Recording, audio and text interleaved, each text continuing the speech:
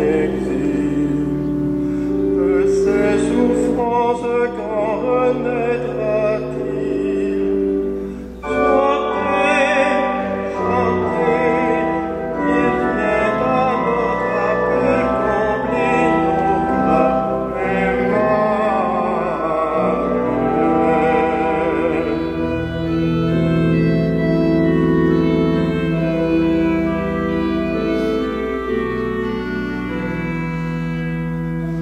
Ô vieux Jésus, tracez notre chemin, visite-nous, étoile du matin.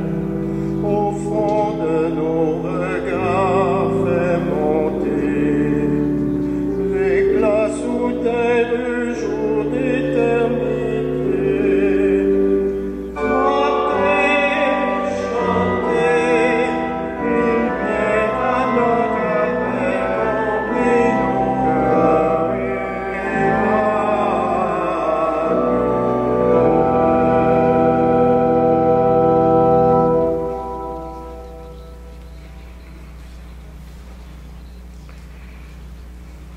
Nous sommes rassemblés au nom du Père et du Fils et du Saint-Esprit. Le Seigneur Jésus, qui reviendra un jour dans la gloire, eh bien, qu'il soit toujours avec vous. Alors, nous sommes rendus au 4e dimanche de l'Avent, c'est-à-dire on s'approche de cette grande et belle fête. Et nous sommes les bien-aimés de Dieu qui nous appelle à être son peuple saint en Jésus-Christ. Au moment où l'Esprit nous rassemble, reconnaissons que nous sommes pécheurs et confions-nous à la miséricorde du Père.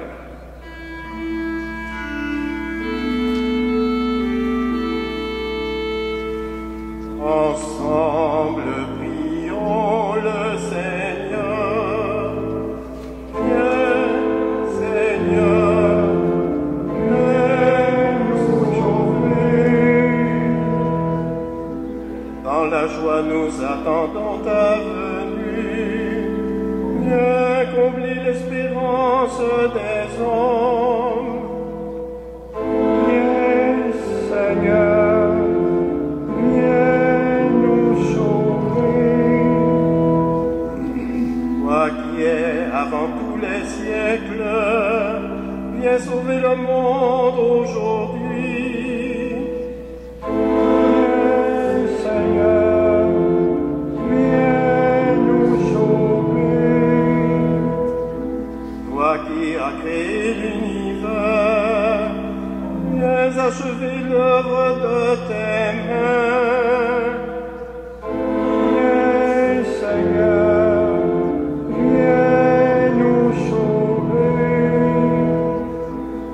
Toi qui as pris notre condition mortelle, viens nous arracher au pouvoir de la mort. Viens, Seigneur, Viens nous sauver. Et que Dieu Tout-Puissant, qui ne cesse de nous appeler à la sainteté, qu'il nous fasse miséricorde, qu'il nous pardonne nos péchés et nous conduise à la vie éternelle. Cette Eucharistie, aujourd'hui, elle est offerte pour Feu Cécile Bonin, recommandée par la famille Bonin. Prions le Seigneur. Ton alliance, Seigneur notre Dieu, prend corps dans la Vierge Marie. En elle, ton inspiration, ton esprit réalise la promesse.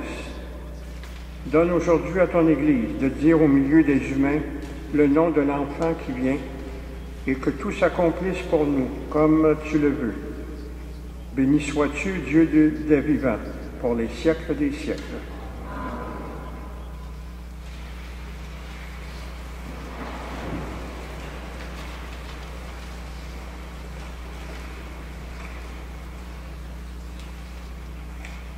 Lecture du livre du prophète Isaïe. En ces jours-là, le Seigneur parla ainsi au roi Akaz. Demande pour toi un signe de la part du Seigneur ton Dieu. Au fond du séjour, des morts. Et sur les sommets là-haut, Akaz répondit, non, je n'en demanderai pas. Je ne mettrai pas le Seigneur à l'épreuve. Isaïe dit alors, écoutez, maison de David, il ne vous suffit donc pas de fatiguer les hommes, il faut encore que vous fatiguiez mon Dieu. C'est pourquoi le Seigneur lui-même vous donnera un signe. Voici que la Vierge est enceinte. Elle enfantera un fils qu'elle appellera Emmanuel, c'est-à-dire Dieu avec vous. De crème et de miel, il se nourrira jusqu'à ce qu'il sache rejeter le mal et choisir le bien. Avant que cet enfant sache rejeter le mal, il choisit et choisir le bien, la terre dont les deux rois te font trembler sera laissée à l'abandon. Parole du Seigneur. Rendons grâce à Dieu.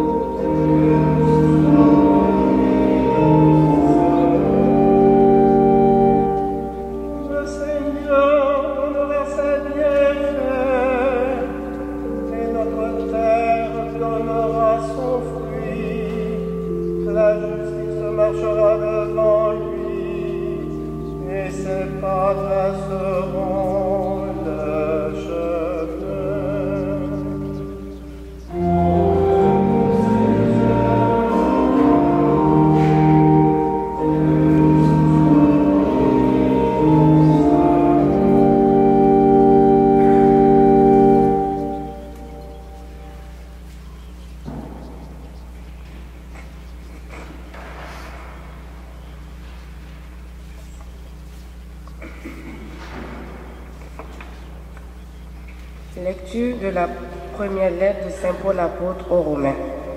Paul, serviteur du Christ Jésus, appelé à être apôtre, mis à part pour l'évangile de Dieu, à tous les bien-aimés de Dieu qui sont à Rome. Cet évangile que Dieu avait promis d'avance par ses prophètes dans les Saintes Écritures concerne son Fils qui, selon la chair, est né de la descendance de David et selon l'esprit de sainteté, a été établi dans sa puissance de Fils de Dieu, par sa résurrection d'entre les morts, lui, Jésus-Christ, notre Seigneur. Pour que son nom soit reconnu, nous avons reçu par la grâce et mission d'apôtre afin d'amener à l'obéissance de la foi toutes les nations païennes dont vous faites partie, vous aussi que Jésus-Christ a appelés. À vous qui êtes appelés à être saints, la grâce et la paix, de la part de Dieu notre Père et du Seigneur Jésus-Christ. Parole du Seigneur.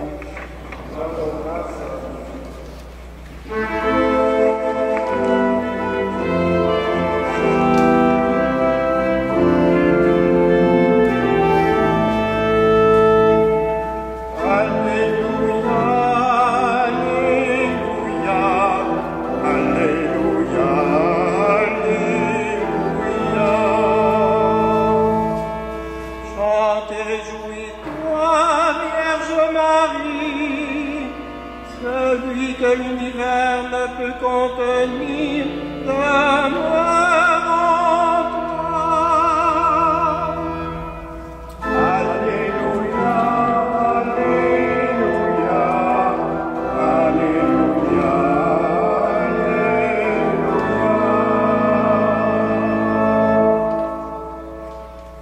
Mes amis, le Seigneur soit avec vous.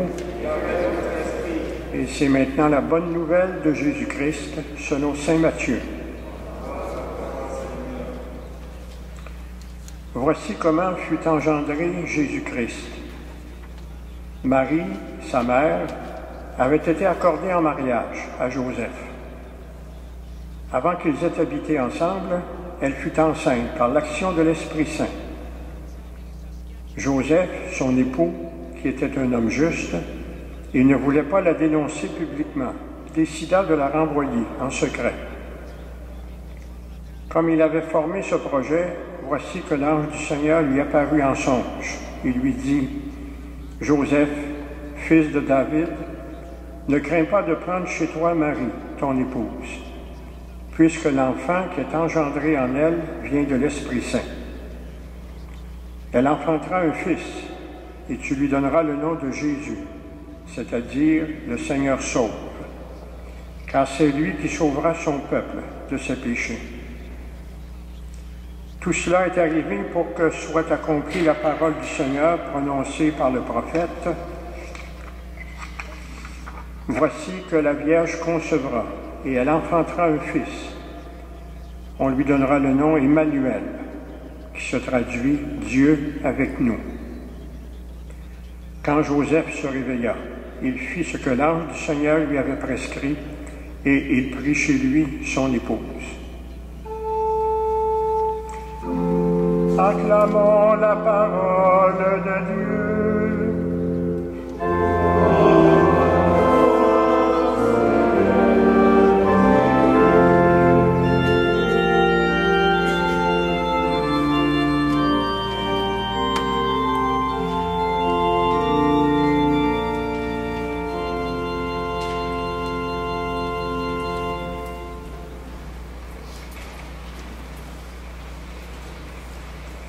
Ces trois belles lectures que nous venons d'entendre au livre d'Isaïe, dans la lettre de Paul aux Romains et l'Évangile selon saint Matthieu, eh bien, nous donnent en condensé tout ce qui concerne cette réalité de la venue de Jésus sur notre terre.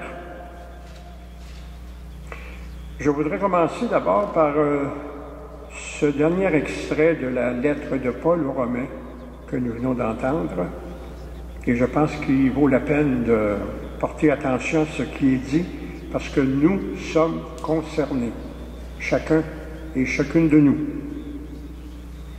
À vous qui êtes appelés à être saints, la grâce et la paix de la part de Dieu notre Père et du Seigneur Jésus-Christ.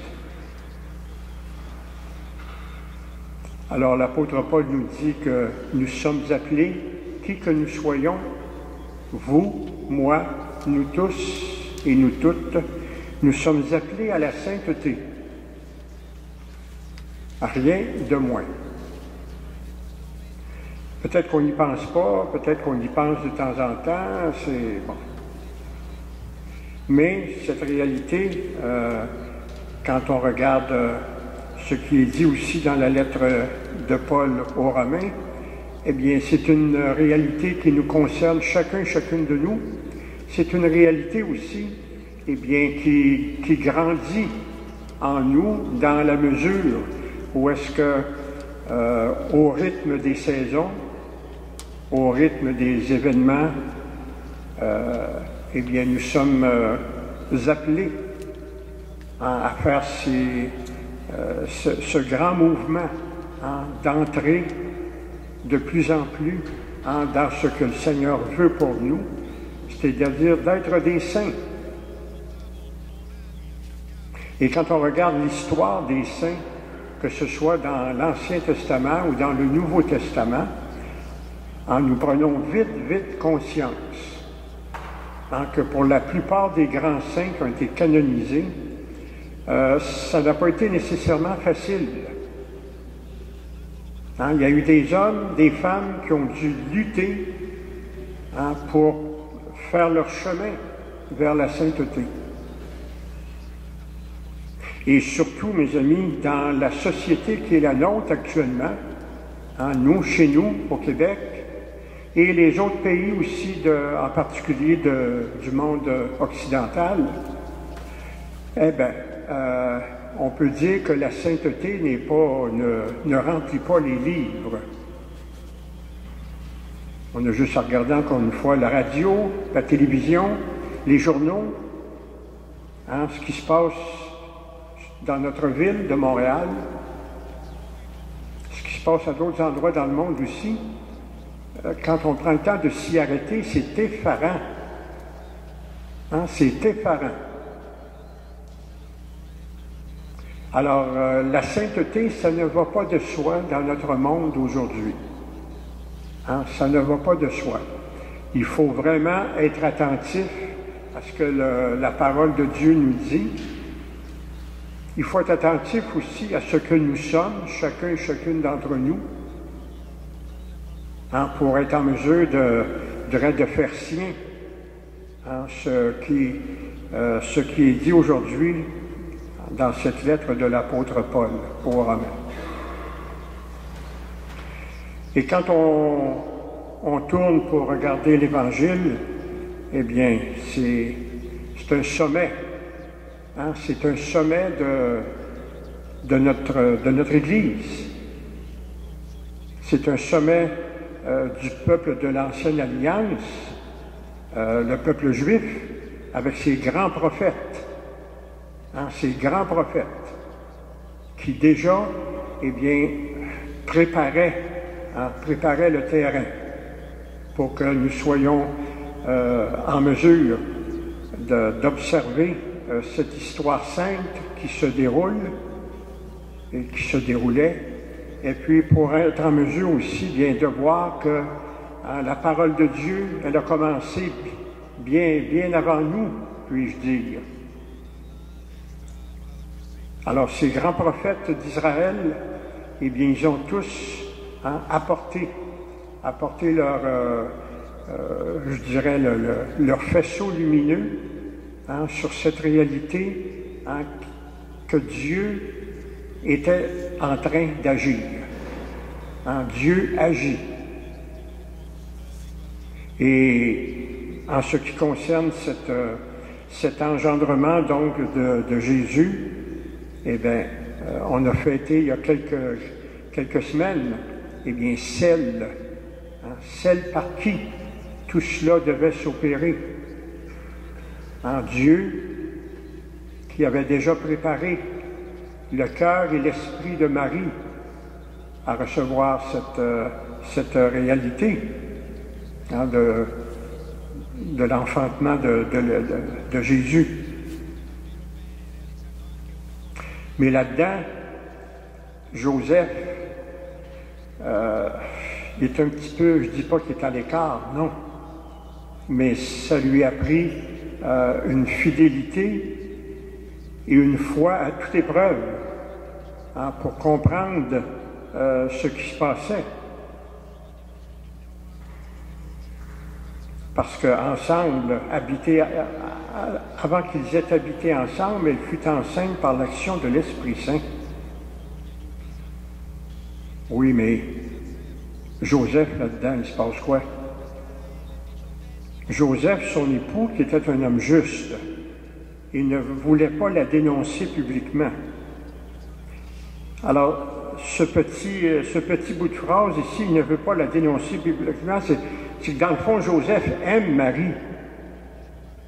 Et la loi juive prévoyait que quand un homme voulait renvoyer une femme, il fallait que ce soit par des actions officielles avec les grands prêtres, et ainsi de suite. Alors Jésus veut éviter ça à Marie. Pourquoi? Il ne comprend pas encore, mais il l'aime. Il aime Marie. Alors, il décide de la renvoyer en secret. En secret. Alors, on a tout dans ces quelques mots. On a le cœur et l'esprit de Joseph. Joseph qui est un très grand saint. Ça a été un humble ouvrier, mais sa fidélité à Dieu, elle est à toute épreuve. Et Joseph, pour le moment, il veut procéder de la sorte de renvoyer Marie en secret. Et l'histoire n'est pas finie. Comme il avait formé ce projet, voici que l'ange du Seigneur lui apparut en songe.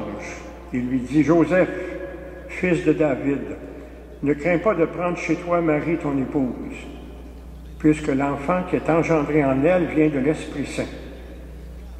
Elle enfantera un fils, et tu lui donneras le nom de Jésus, c'est-à-dire le Seigneur sauve, car c'est lui qui sauvera son peuple de ses péchés. »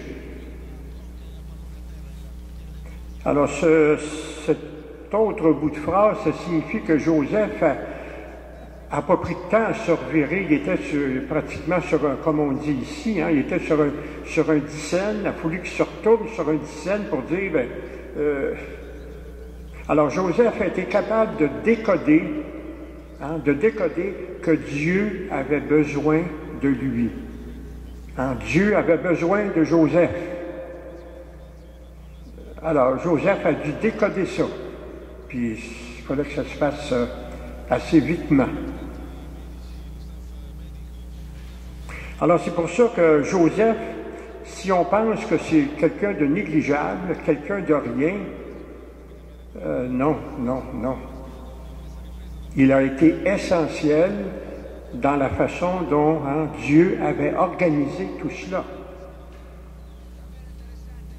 Alors, Joseph,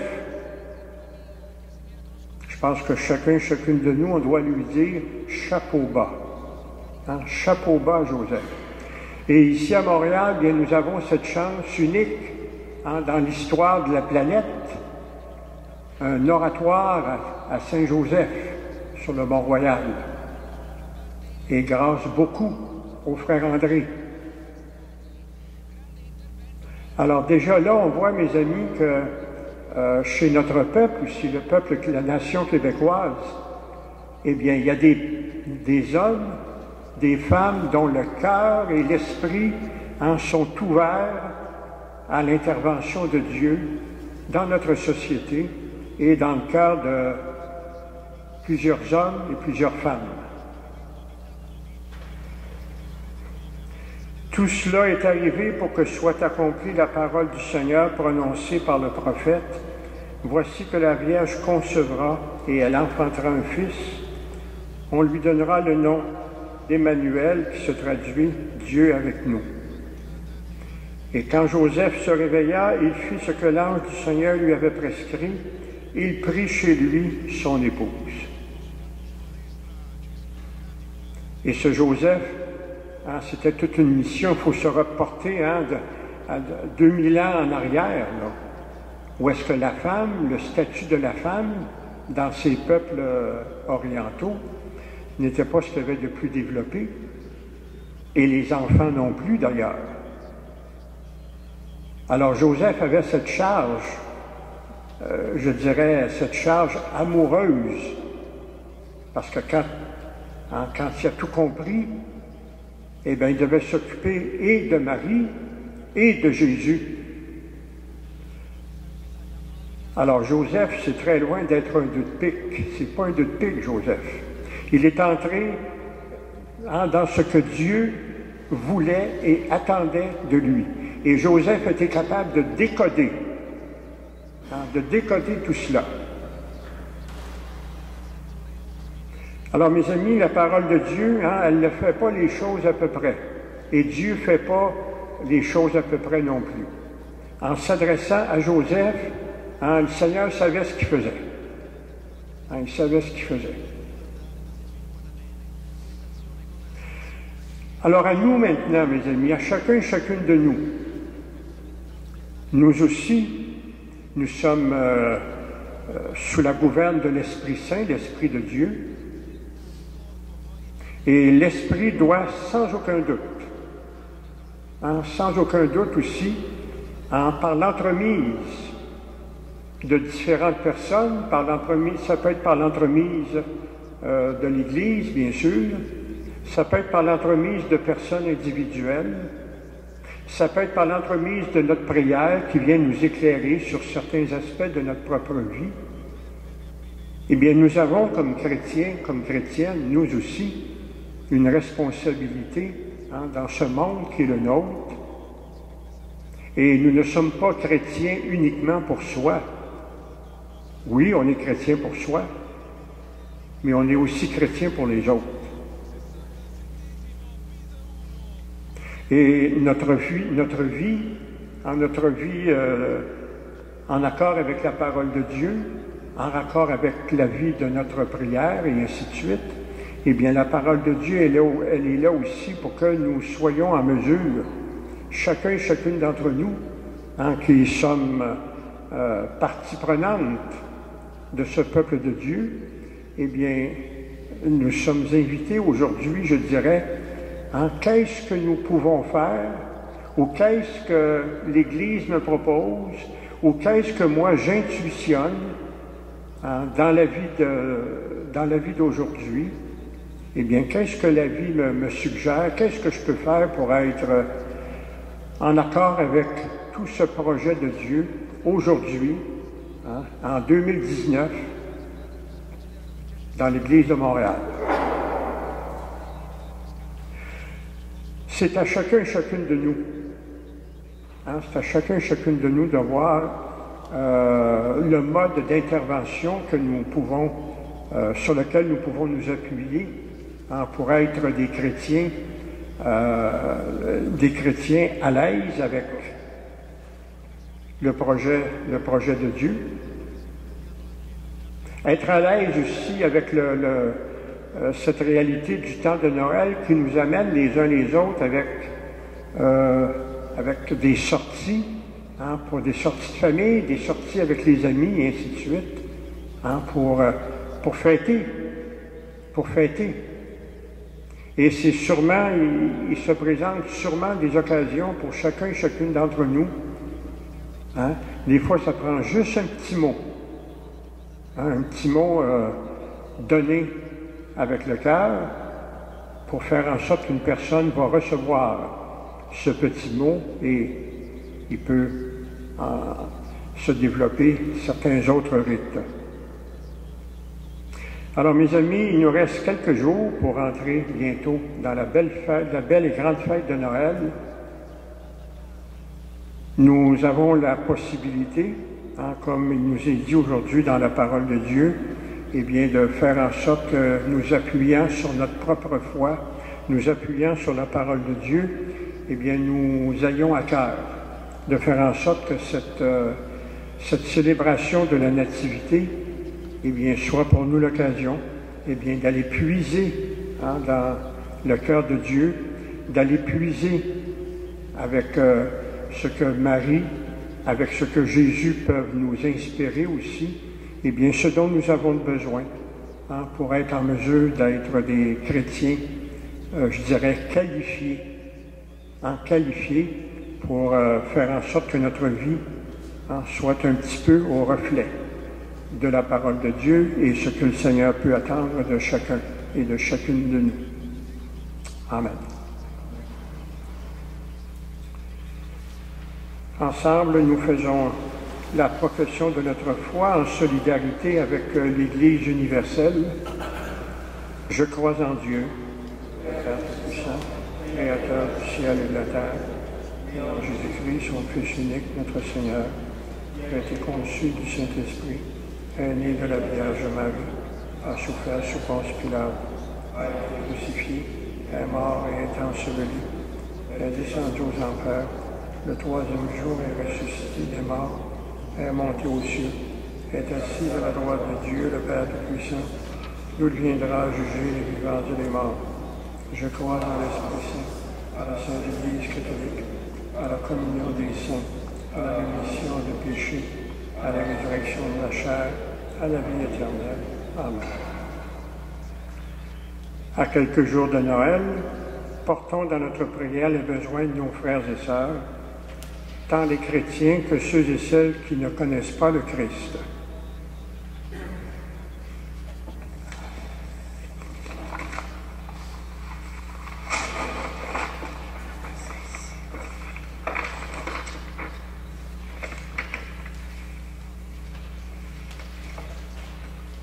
Pour les personnes qui n'ont pas hâte à Noël, qui ont peur d'être seules ou déçues. Pour les commerçants et leurs employés qui sont noyés dans le bruit des centres d'achat.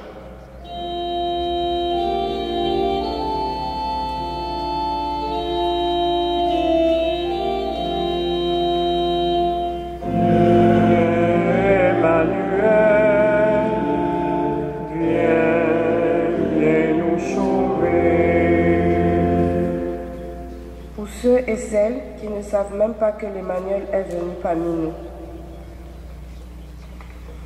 Pour les personnes âgées ou malades qui s'apprêtent à vivre leur dernier Noël. Viens, Emmanuel, viens nous sauver. Pour les habitants de Bethléem, juifs, chrétiens ou musulmans, qui voudraient vivre un Noël de paix. Pour nous tous qui, comme Joseph, voulons-nous ouvrir au mystère de l'Emmanuel.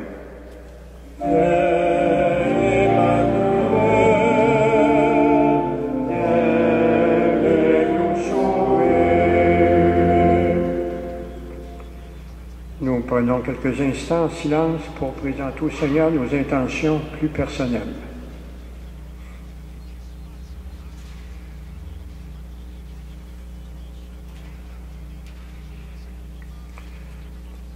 Dieu notre Père accueille la prière de tes enfants.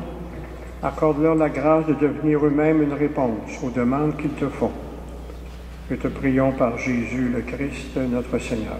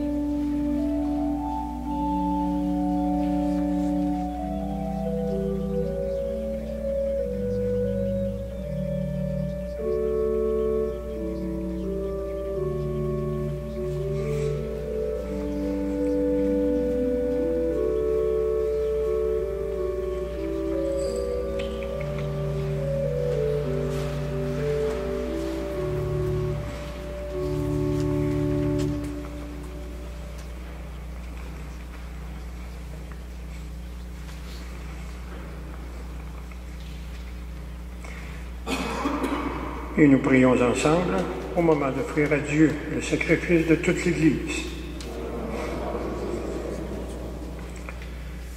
Tu nous promets, Dieu fidèle, de transformer ce monde en un ciel nouveau et une terre nouvelle. Nous apportons ce pain et ce vin, qu'ils deviennent les signes avant-coureurs de cette nouveauté, et qu'ainsi prennent corps ta promesse. Nous te prions par Jésus, le Christ notre Seigneur, en qui tu es glorifié pour les siècles des siècles. Le Seigneur soit avec vous et avec votre esprit. Élevons notre cœur. Nous le tournons vers le Seigneur. Rendons grâce au Seigneur notre Dieu. Cela est juste et bon. Oui, vraiment, il est juste et bon de te rendre gloire, de t'offrir notre action de grâce toujours et en tout lieu. À toi, Père très saint, Dieu éternel et tout-puissant, par le Christ notre Seigneur. Il est celui que tous les prophètes avaient chanté, celui que la Vierge attendait avec amour, celui dont Jean le Baptiste a proclamé la venue et révélé la présence au milieu des hommes. C'est lui qui nous donne la joie d'entrer déjà dans le mystère de Noël, pour qu'il nous trouve quand il viendra, vigilants dans la prière et remplis d'allégresse. C'est pourquoi avec les anges et les archanges, avec les puissances d'en haut et tous les esprits bienheureux, nous chantons l'hymne de ta gloire et sans fin nous proclamons.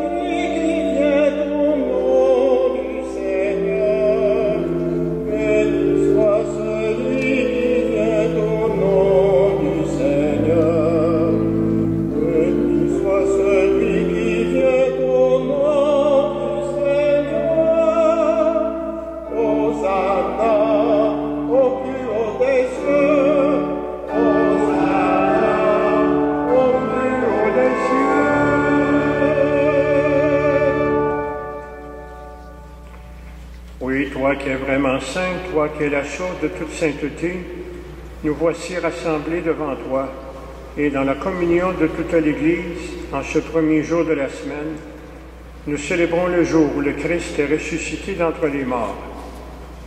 Par lui que tu as élevé à ta droite, Dieu notre Père, nous te prions. Sanctifie ces offrandes, en répandant sur elles ton esprit, et qu'elles deviennent ainsi le corps et le sang de Jésus, le Christ notre Seigneur. Car au moment d'être livré et d'entrer librement dans sa passion, Jésus prit le pain. Il te rendit grâce, Père, pour ta miséricorde.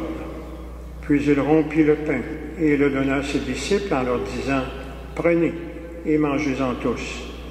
Ceci est mon corps livré pour vous. »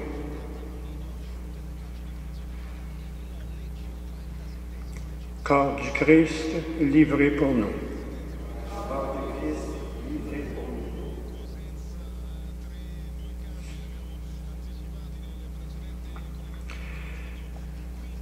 Et de même, à la fin du repas, Jésus prit la coupe de vin. De nouveau, il rendit grâce et la donna à ses disciples en leur disant, « Prenez et buvez-en tous, car ceci est la coupe de mon sang, le sang de l'alliance nouvelle et éternelle. ce sang qui sera versé pour vous et pour la multitude en rémission de tous les péchés. Vous ferez cela en mémoire de moi.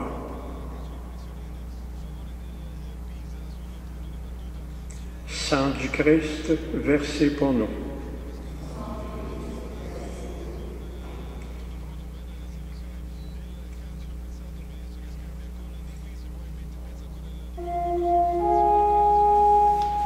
Il est grand le mystère de la foi.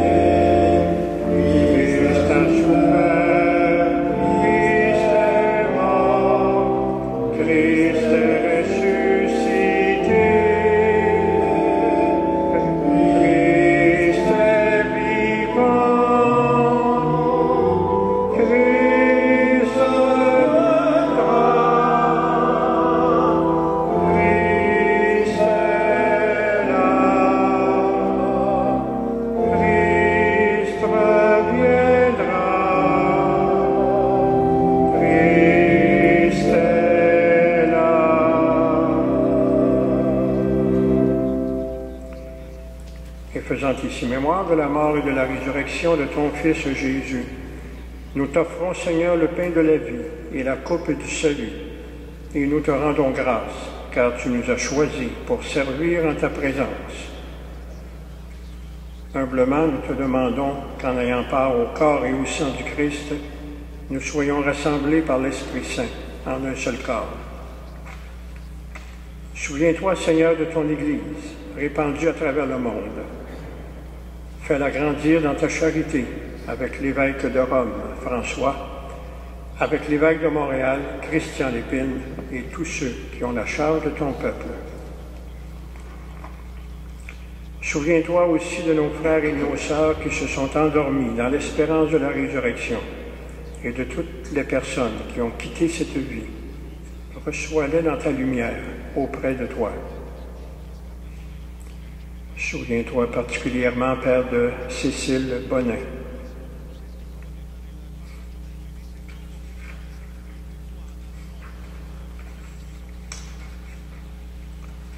Et sur nous tous et sur nous toutes enfin, nous implorons ta bonté. Permets qu'avec Marie, la très sainte et la très glorieuse Mère de Dieu, avec Joseph, son époux, avec les apôtres, avec Saint Jean le Baptiste, patron et protecteur de la nation québécoise, les saints et les saintes de tous les temps qui ont vécu dans ton amitié, nous ayons part à la vie éternelle et que nous chantions sans fin ta louange par Jésus-Christ, ton Fils bien-aimé, par lui, avec lui et en lui.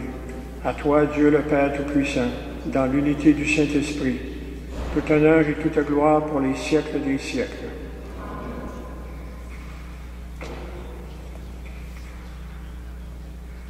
Et comme nous l'avons appris du Sauveur et selon son enseignement, nous osons dire, Notre Père, qui es aux cieux, que ton nom soit sanctifié, que ton règne vienne, que ta volonté soit faite sur la terre comme au ciel. Donne-nous aujourd'hui notre pain de ce jour. Pardonne-nous les offenses, comme nous pardonnons aussi à ceux qui nous ont offensés. Et ne nous laisse pas entrer en tentation, mais délivre-nous du mal. Oui, délivre-nous de tout mal, Seigneur, et donne la paix à notre temps. Par ta miséricorde, libère-nous du péché. Rassure-nous devant les épreuves. En cette vie où nous espérons le bonheur que tu promets, et l'avènement de Jésus-Christ, notre Sauveur.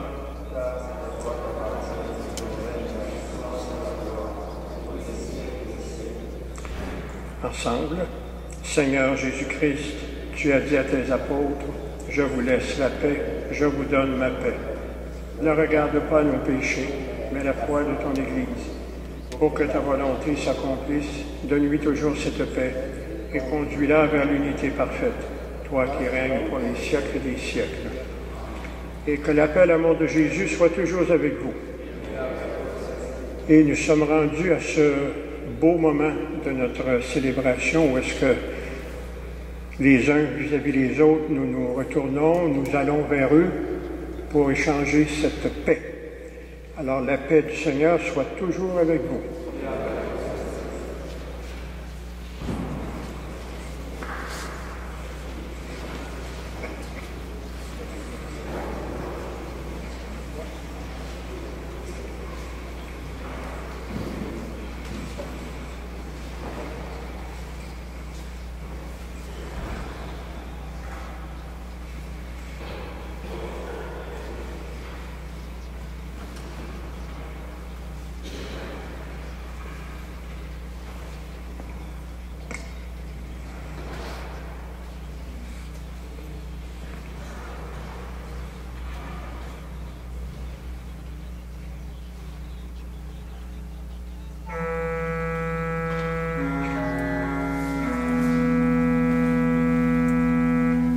Agneau de Dieu qui enlève le péché du monde, prends pitié de nous.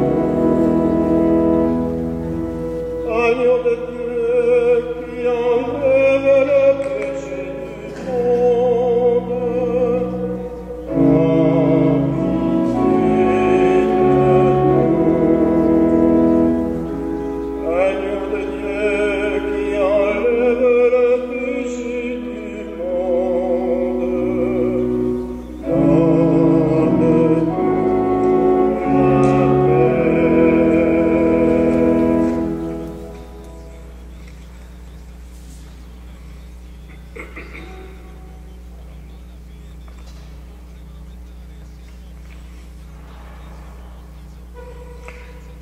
Voici Jésus, lui qui enlève le péché du monde.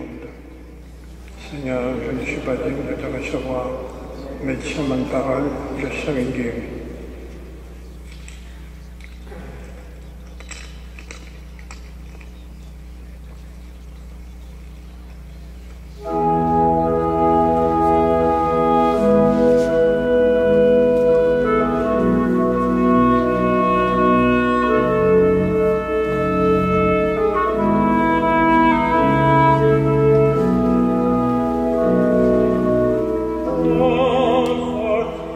Conforti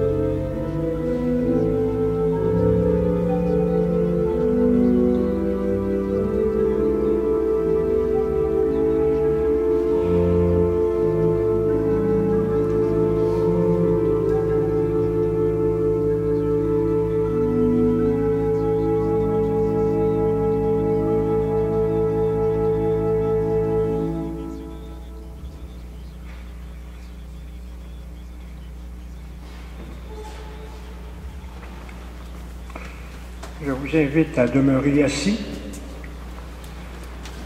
Je vous invite aussi à fermer vos yeux pour entrer dans votre intérieur, entrer dans votre cœur,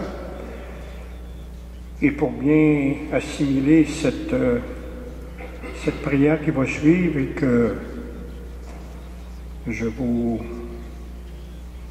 la présenterai en prenant son temps et en étant accompagné aussi par notre organiste.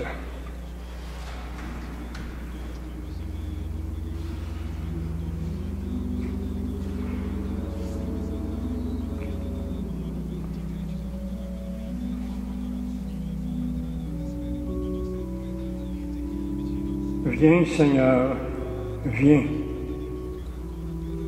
Viens raviver mon attente, qui dort telle une pâle flamme et qui a besoin d'un second souffle.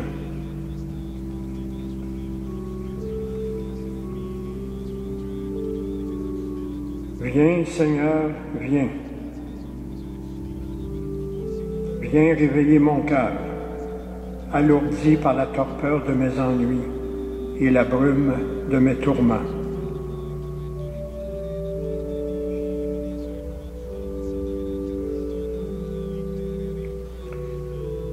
Viens, Seigneur, viens.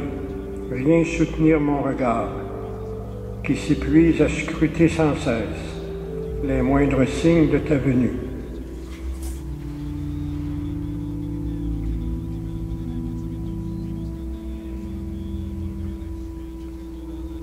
Viens, Seigneur, viens. Viens et montre-moi l'étoile que mes yeux n'ont jamais vue, qui déjà perce le ciel de sa lueur.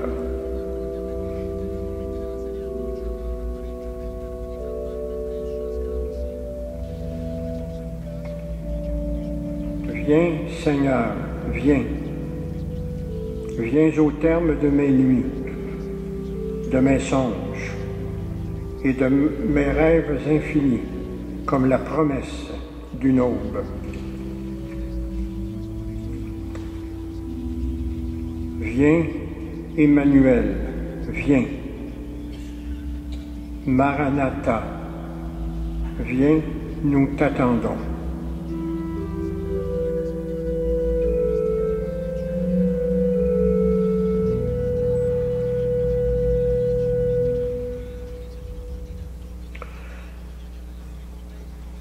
Ce mot de Maranatha qu'il y avait dans cette prière, eh bien, c'est le mot en quelque sorte des premiers chrétiens, hein?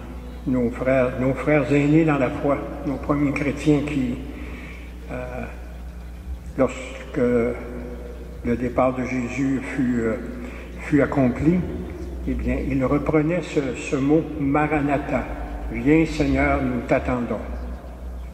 Alors, c'est notre mot aussi que nous prenons en solidarité avec nos premiers frères chrétiens pour attendre la venue du Seigneur.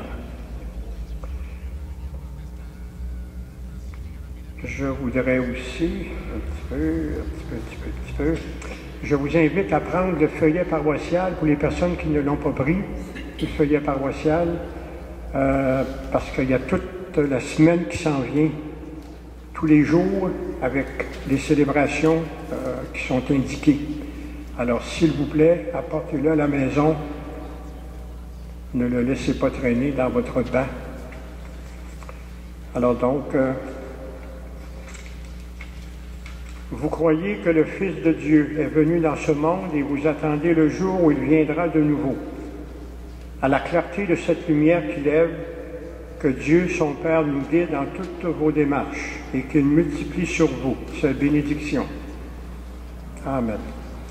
Qu'il rende ferme votre foi, joyeuse votre espérance et constance votre charité. Amen.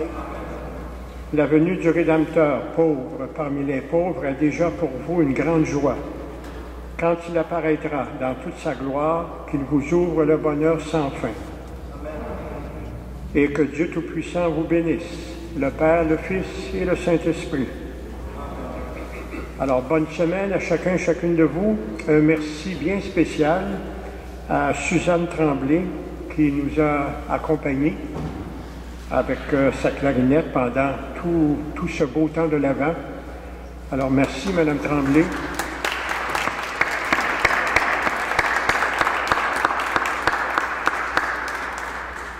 Ensuite, nous voulons remercier, bien sûr, Julien, avec sa belle voix.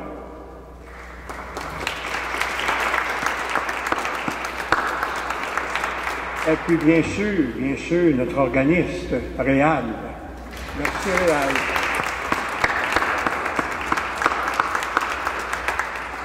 Alors, nous sommes chanceux, mes amis, d'avoir pour nos célébrations de telles personnes avec de telles musiques. Hein, je pense que ça vaut le déplacement, comme on dit. Alors, madame, messieurs, merci beaucoup. Merci aussi à nos lecteurs, à nos servants.